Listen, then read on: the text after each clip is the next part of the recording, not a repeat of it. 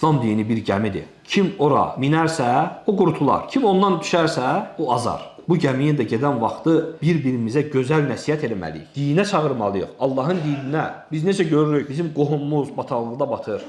Biz onu çıxarmırıq. Axı biz eyni gəmidə gedirik və bizim başqa ümmətlərdən fərqləndirən cəhətimiz də elə budur. Uca Allah Quran-Kərimdə buyurur ki: "Kuntum xayra ummetin uxrijat lin-nas ta'muruna bil ma'ruf və tenhaun anil munkar və tu'minuna billah." Siz insanlar arasından çıxan ən xeyirli ümmət idiniz. Yaxşılığı əmr eləyib, sizdən çəkindirib Allaha iman etmişsiniz. Başqa ümmətlərdən seçən fərq bu idi. Hər bir kəsin Allah yoluna dəvət etməsi. Çünki hər birimiz öz ətrafımızda, öz qohumlarımızın yanında, öz iş yerimizdə insanların gözündə bir alimik, dəvətçiyik və belə də olmalıyıq. Uca Allah Quran-Kərimdə buyurur ki: "Ud'u ilə rabbik." Yəni Rəbbinə dəvət et. Başqa ayədə Uca Allah buyurur ki: "Ud'u ilə səbili rabbik." Rəbbinin yoluna dəvət et.